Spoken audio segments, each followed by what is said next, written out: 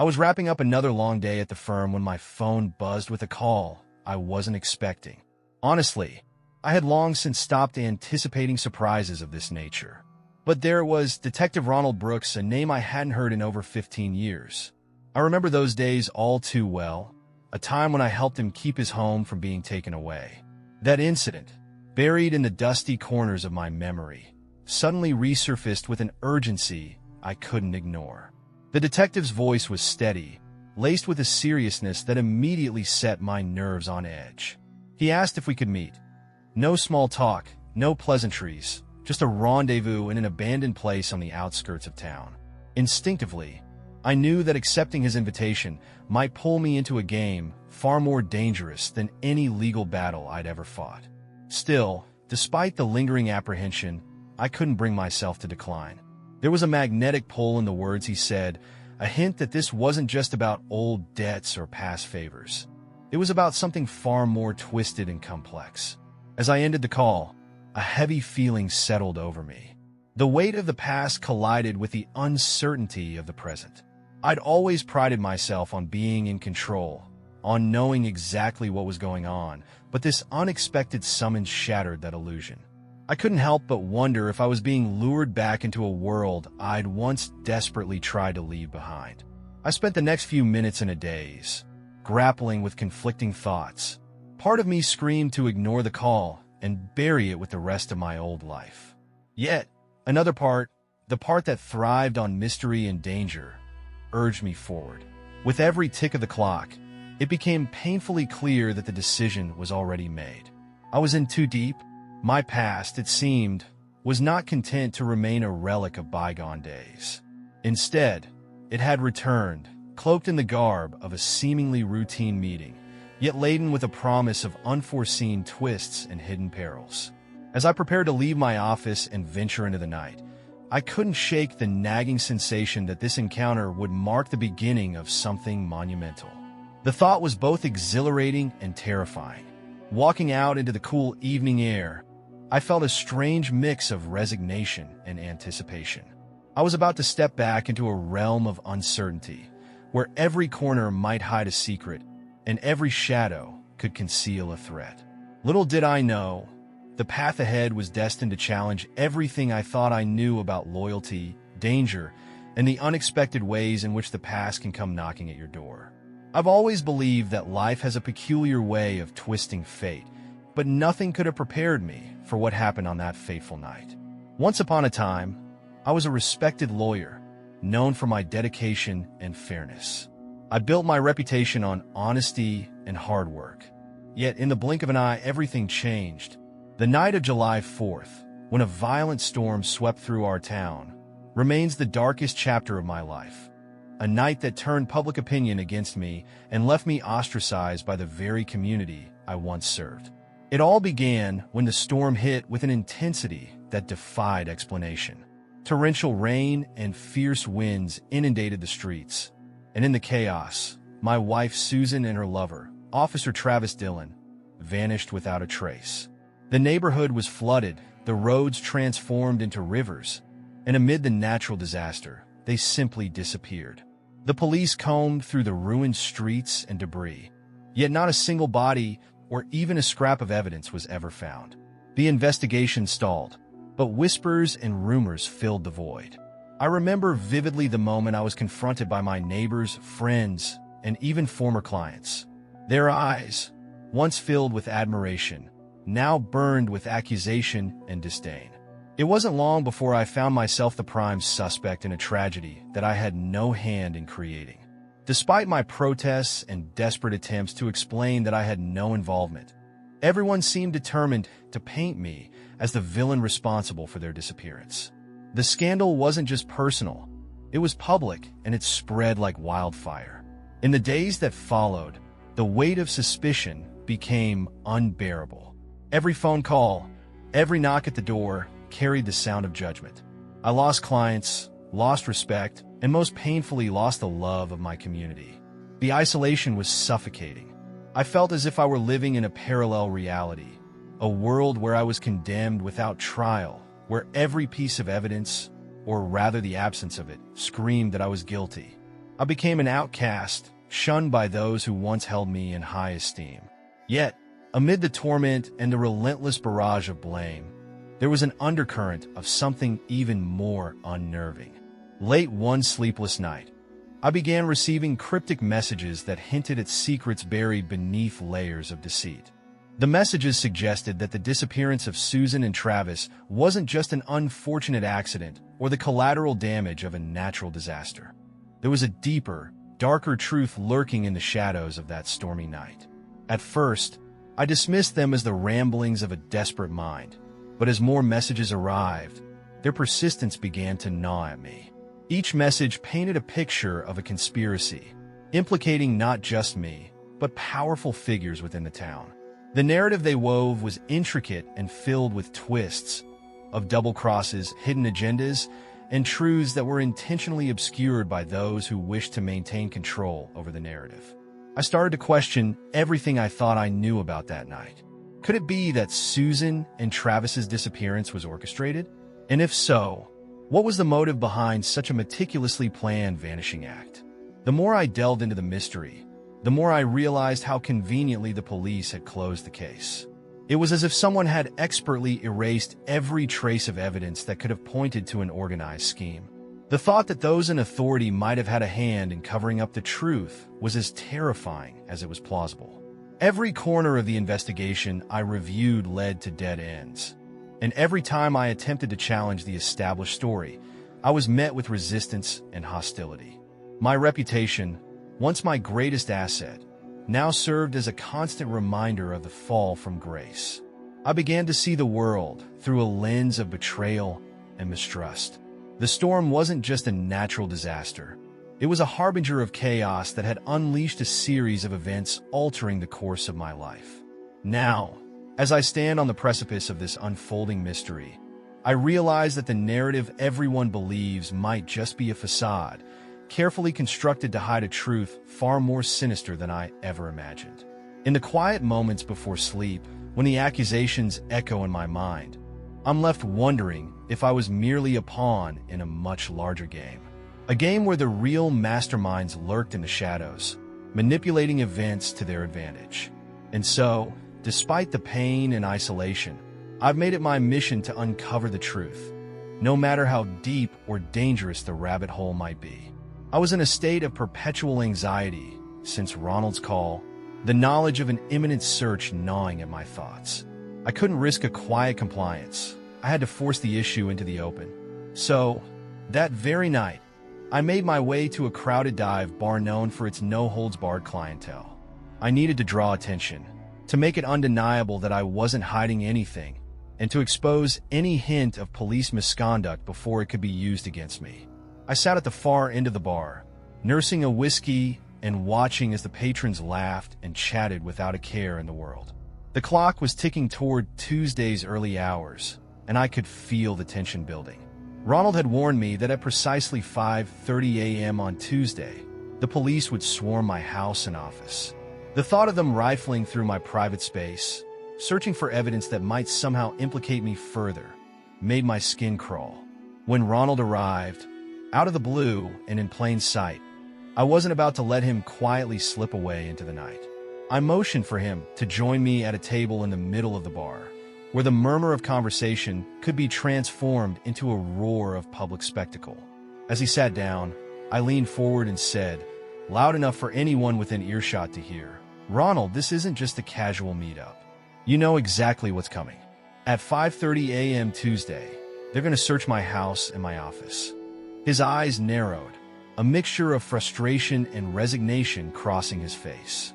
"Nick, you know how these things work," he replied in a low, steady tone that barely masked his concern. But I wasn't satisfied with vague warnings or behind-the-scenes agreements. I needed everything documented, every move recorded, in case the police overstepped their bounds. I continued, voice raised. "I'm not about to let some orchestrated raid happen without a fight. I'm ordering full property protection, comprehensive surveillance, legal observers, everything. I'm spending $85,000 to have every inch of my premises recorded to capture any misconduct on camera. I won't be painted as a criminal when you or anyone else tries to twist the narrative." A ripple of shock passed through the bar's patrons, their eyes fixed on our table. In that moment, I was no longer the quiet, reclusive lawyer shunned by the town. I was making a stand in front of everyone. "I demand transparency," I shouted, slamming my hand on the table to punctuate my words. "If the police decide to violate my rights, if they start prying into every corner of my life without proper cause, I want irrefutable proof. And you, Ronald, better ensure that this isn't just another attempt to cover up the truth behind Susan and Travis's disappearance." Ronald's jaw tightened. "Nick, this isn't a game," he warned, his tone a mixture of exasperation and sincerity. "You're putting yourself in the spotlight, and that kind of defiance can only escalate things further. I know you're desperate to prove your innocence, but this isn't the way." I met his gaze squarely, my determination unwavering. Desperation? Perhaps. But if there's even a shred of evidence that the police are overreaching, I want it on record. I'm tired of being the scapegoat for everything that went wrong that night. If protecting my property means spending every last dollar, so be it. I refuse to be pushed around, not by the law, not by my so-called protectors, and certainly not by those who've already condemned me without trial. The room had gone silent, every patron hanging on our exchange. I could feel their eyes on me, some sympathetic, others wary, but all intrigued by the unfolding drama. I wasn't merely venting. I was sending a clear message to anyone who doubted my innocence or my right to defend myself publicly. For a moment, Ronald's expression softened, as if he too felt the weight of the situation. But then his tone returned to its measured cadence. "Nick, ordering full property protection at this cost is a drastic measure. It might even look as if you're trying to hide something. Think about the optics." "Optics?" I interrupted bitterly. "The optics of me being framed for something I didn't do, of my life being reduced to a series of scandals, and my wife and her lover disappearing in a storm that left no trace? No optics can compare to the evidence I'm about to secure. If the police have any inkling of wrongdoing, it's only fair that the world sees it for what it is." I leaned back, trying to catch my breath, my heart pounding in my ears. Every word I spoke felt like a gamble, each one drawing me deeper into a labyrinth of suspicion and rebellion. Yet, in that charged atmosphere, with the eyes of strangers burning into me and the cool, calculated presence of Ronald opposite me, I felt resolute. I wasn't just a fallen lawyer anymore. I was a man who was ready to confront the shadows of his past head-on, armed with nothing but a fierce desire for vindication and the resolve to record every moment of the impending chaos. As the bar slowly returned to its usual rhythm, the weight of my declaration hung in the air. I knew that come Tuesday morning, everything would change. Whether it would expose the truth or plunge me further into the depths of despair, I couldn't say. But for now, with the contract signed and the protection in place, I had taken my first real step toward reclaiming control over my narrative, even if it meant lighting a fuse in a powder keg of hidden agendas and long-buried secrets. The day the police uncovered Susan's diary, everything shifted again.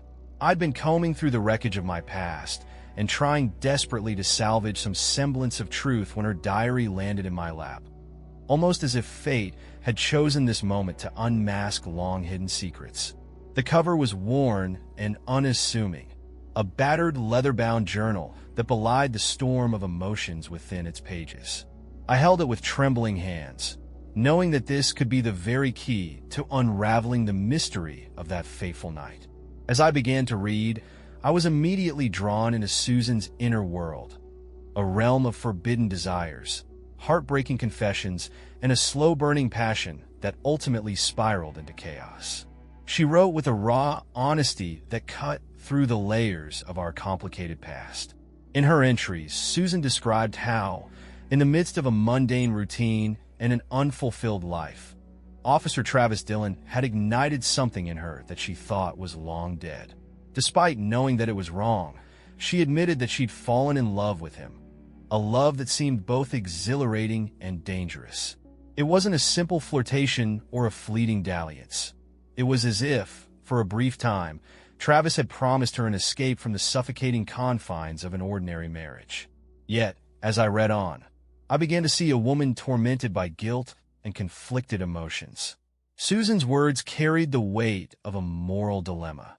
She was caught between the comfort of familiarity and the allure of the forbidden. Her diary entries reveal moments of ecstasy when Travis's presence made her feel alive, but they also betray her deep-seated sense of betrayal towards me. The pages were a kaleidoscope of emotions: passion, regret, and a yearning for freedom that was at odds with the responsibilities of our shared life. Every sentence was a confession, an act of catharsis that peeled back layers of pretense to reveal her true self. Then came the turning point, a series of entries that painted a picture of a woman determined to reclaim her life. With increasing clarity, Susan documented her internal struggle and the decision that had been eating away at her. She resolved that she would end the affair. The diary detailed a painstaking process of disentanglement, how she planned to sever ties with Travis, return to the life she once knew, and attempt to rebuild the fragile remnants of our marriage. Her words carried a note of bittersweet resolve as she described the painstaking steps toward reconciliation, the careful conversations, and the emotional distancing she hoped would free her from the overwhelming guilt. But nothing in her diary prepared me for the final, chilling entry. In a series of hastily scrawled words, Susan revealed a side of Travis I had never imagined, a side laced with menace and an unnerving intensity. Her final note, left without the usual flourish of hope or the remorse of past days, simply read, "I know Travis won't let me go that easily." Those 4 words echoed in the quiet of my mind like a death knell, summoning images of a man whose passion could easily turn into an obsession. It was as if she foresaw the impending doom that this secret liaison would bring upon her. Her fear was palpable, a final, desperate plea woven into the fabric of her fading hope. The diary, with all its raw, unfiltered emotion, now stood as damning evidence against the convenient narrative that had been forced upon me. It painted a portrait of betrayal. A betrayal not just of a marital vow, but of trust, of honesty, and of the very foundation upon which our lives have been built. Every line, every hesitant punctuation marked by her uncertainty, was a testament to the turmoil she faced, a glimpse into a battle between desire and duty that ultimately overwhelmed her. As I closed the diary, I was engulfed by a mix of sorrow, anger, and a gnawing sense of foreboding. Here lay the true testament of Susan's internal conflict, a silent witness to the decisions that had led to her disappearance. In her candid confessions, I could see how deeply she had been torn apart, and yet, I couldn't help but wonder if her decision to return, to attempt to mend what had been broken, had been met with forces far more dangerous than a simple reunion. The ominous warning in her final note haunted me. It wasn't just a statement of fear, but a clear indication that Travis's involvement went beyond a simple affair. It hinted at a darker, more controlling nature, a man who, even in the wake of her resolve, was unwilling to let her go without a fight.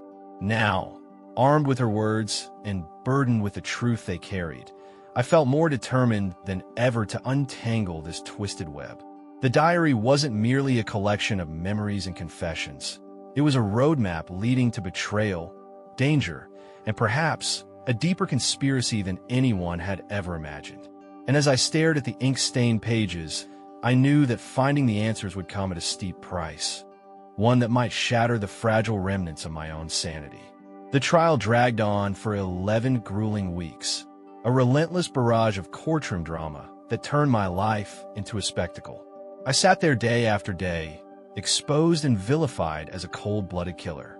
Every sentence I uttered was scrutinized, every gesture twisted to paint me in the darkest light. The evidence the police presented was damning. Hair samples and DNA traces from the missing persons, Susan and Travis, found in the trunk of my car. It was as if the prosecution had stitched together a narrative so airtight that no one could possibly doubt my guilt. The atmosphere in the courtroom was suffocating.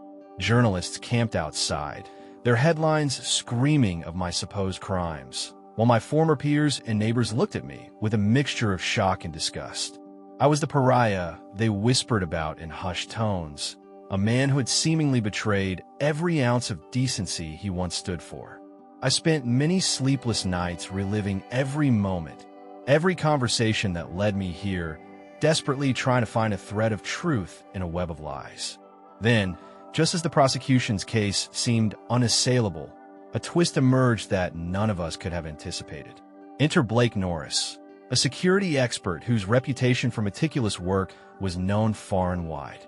Blake was called in by the defense to review the digital evidence surrounding the case, particularly the timeline of events that led to the discovery of the hair and DNA evidence. His calm, methodical demeanor immediately contrasted with the chaotic energy of the courtroom. Blake's presentation began with a slow build-up. He meticulously explained how modern surveillance and digital forensics could track every movement and every minute detail in a case like mine. As he walked the jury through the process, you could almost feel the tension shift in the room. Then he unveiled the footage, a grainy but undeniable video recording that sent a shockwave through everyone present. The video captured a scene in the dead of night, in a secluded area near where my car had been parked. In it, a group of police officers could be seen deliberately planting what appeared to be evidence, carefully placing a bundle of hair strands into the trunk of a car that looked suspiciously like mine. A murmur rippled through the courtroom. I sat frozen, a mix of relief and disbelief coursing through me. The video left no room for ambiguity. It was clear that the evidence against me had been fabricated. The officers, whose sworn duty was to uphold justice, were now unmasked as part of a far more sinister conspiracy. The defense argued that this tampering was orchestrated to frame me for a crime I never committed, and suddenly, the narrative of the trial began to unravel. I remember watching the expressions on the jury's faces as they absorbed the gravity of Blake's findings. The skepticism in their eyes transformed into shock and, eventually, into a silent acknowledgement of the truth that had been so long obscured. The prosecution scrambled to discredit the video, claiming it was a doctored anomaly, but Blake's evidence was airtight. Every timestamp, every pixel was meticulously verified, leaving little doubt that the footage was authentic. In that moment, I felt a resurgence of hope, a spark that maybe, just maybe, the truth could prevail. The revelation of planted evidence shifted the momentum of the trial entirely. The jury's initial fervor to convict me began to waver. Over the next few days, whispers of doubt echoed through the corridors of justice, and what was once a foregone conclusion slowly transformed into a case riddled with unanswered questions and glaring inconsistencies. For me, it was an emotional roller coaster. I had spent years in isolation, branded a criminal, and haunted by the loss of my wife and her lover. Now, with the truth finally emerging from beneath layers of deceit, I felt both vindicated and tormented by the years of wrongful condemnation. The discovery of the planted evidence not only called into question the integrity of the investigation, but also exposed a deep-seated corruption within the very institution meant to protect us. As the trial entered its final days, I watched with bated breath as the jury deliberated. Every passing moment was a battle between the lingering shadows of my past and the emerging light of truth. When the verdict was finally delivered, it wasn't just a legal decision, it was a seismic shift in my life. The jury, now burdened with the undeniable truth of manipulated evidence, overturned the narrative that had so long condemned me. That day, as I stepped out of the courtroom, a bittersweet mix of relief and lingering uncertainty washed over me. I was free, yet the scars of betrayal and injustice would remain forever etched in my memory. The trial had not only exonerated me, but also laid bare a conspiracy that shook the foundations of the system I once trusted. And while I still wondered about the true forces behind the orchestration of that fateful night, I knew one thing for certain. The quest for truth was far from over, and the shadows of the past still held secrets waiting to be uncovered. 9 months after my trial ended, the town was still recovering from the storm of controversy surrounding my name. Though I was technically free, the weight of the past clung to me like a shadow I couldn't shake. People no longer looked at me with outright hostility. but suspicion lingered in their eyes. Even with the revelation of the planted evidence, some still wondered if I had somehow played a role in Susan and Travis's disappearance. Then, out of nowhere, nature itself delivered the final twist. A brutal drought had drained the reservoir in the old canyon, a place that had been submerged for years. As the water receded, it exposed the skeleton of an old vehicle resting at the bottom. The rusted-out shell of Travis Dillon's car. The moment it was discovered, the police were swarming the area. Within hours, the town was buzzing with speculation. When they opened the doors of the car, the truth that had eluded everyone for nearly a year was finally revealed. Inside were the remains of two people, their skeletal forms preserved eerily by the silt and cold. Travis was in the driver's seat, his body slumped over, as if he had been caught by surprise. In the passenger seat was Susan, her remains still hauntingly positioned, as though she had never even seen it coming. The forensic team worked fast, and what they found changed everything. Both had been shot. Close-range gunshots, no sign of struggle, just a quick, precise execution before the car had been sent rolling down into the canyon, buried under months of rain and floodwaters. The once invisible crime scene had finally surfaced. For days, the police went silent, combing through every possible lead. Then, one evening, as I sat alone in my house, still a prisoner of the past despite my legal freedom, my phone rang. It wasn't Ronald this time. It was the lead detective on the case, his voice eerily calm as he delivered the news. A man had confessed to the murders. His name was Gary Thompson. I knew him, everyone did. He was the quiet, unassuming husband of Susan's friend, Michelle. The kind of guy who blended into the background at gatherings, polite but reserved. A man who, in hindsight, had always seemed just a little too composed, even when everyone else had been throwing accusations in my direction. The confession came after the police brought him in for questioning, armed with new forensic evidence that pointed toward an entirely different suspect than me. Gary had folded almost immediately. According to him, the night of the storm, he had followed Travis, driven by rage and betrayal. He had found out that his wife, Michelle, had been having an affair, not with me, not with some stranger, but with Travis Dillon. He had gone there that night to confront Travis, his emotions boiling over. In his blind fury, he shot him, a crime of passion, quick and impulsive. But what he hadn't known, what he never even suspected, was that Susan had been in the car too. He only realized the horrifying truth after the second shot had already left his gun. He had panicked. The storm had been raging, the water rising, the wind howling through the canyon. He shoved both bodies back into the car, put the car in neutral, and let it roll off the ledge into the floodwaters below. The storm covered his tracks perfectly. No one had seen him. No one had suspected him. And for months, he had lived in silence, watching as I was torn apart by the town, by the media, by the courts. He had let me take the fall, convinced that as long as the bodies were never found, the secret would stay buried forever. But the drought had brought the truth to the surface. The confession rocked the town harder than anything before. Those who had condemned me were forced to confront the fact that they had been wrong.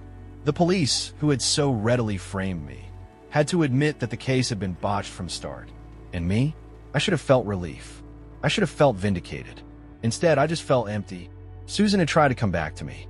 That diary entry, that desperate last note, she had meant every word. She had planned to leave Travis, to make things right, to return to the life we had built. But she had gotten caught in someone else's storm, collateral damage in a crime that had nothing to do with me. And because of it, I had lost everything. As I stood at the edge of the canyon, looking down at the place where her body had been hidden for nearly a year, I realized something chilling. The truth hadn't set me free. It had just shown me how much I'd already lost. I sat across from Gary Thompson in his dimly lit living room, the air thick with tension. He had just confessed to killing Travis and, by accident, my wife Susan. I could see the exhaustion in his eyes, the weight of his crime finally catching up to him. He probably expected me to turn him in right then and there, to call the cops, and end it all for him. But I didn't. Instead, I slid a neatly typed invoice across the table. $650,000, I said, my voice calm, controlled. That's what it's going to cost you. Gary's eyes widened. What? For legal fees, lost income, and reputational damage. You let me burn for your crime, Gary. You let me sit in a courtroom for 11 weeks while people called me a murderer. You let the cops plant evidence against me. Let the whole damn town turn against me. And now you're going to pay me back. He swallowed hard, his hands shaking as he picked up the paper. I don't have that kind of money. I smiled. You'll find a way. The silence stretched between us. He knew he didn't have a choice. If he wanted to keep his secret, he was going to have to pay for it. By the time my acquittal was finalized, the narrative had shifted completely. The town that once saw me as a monster now saw me as a legend. Not just a man who had survived a witch hunt, but a lawyer who had beaten the system. My name was on every news station, every legal blog, every high-profile case discussion. Overnight, I became the most sought-after attorney in the country. My rates tripled. Clients with deep pockets and even deeper secrets lined up for my services. CEOs, politicians, even criminals, they all wanted the man who had walked through hell and come out stronger. I wasn't just a lawyer anymore. I was a survivor, a strategist, someone who could turn even the most damning case into a victory. The cops hated me. They resented the fact that I had exposed their corruption, that I had slipped through their fingers despite their best efforts to bury me. But there was nothing they could do. I was untouchable now. In the criminal world, they loved me. In their eyes, I was a mastermind, a man who had played the game and won. They respected me not just as a lawyer, but as someone who understood the weight of betrayal, the cost of justice. 1 year after my acquittal, I found myself in a bar, a glass of whiskey in hand, watching the world move around me. The voices of people laughing, drinking, celebrating. None of them knew what I had been through.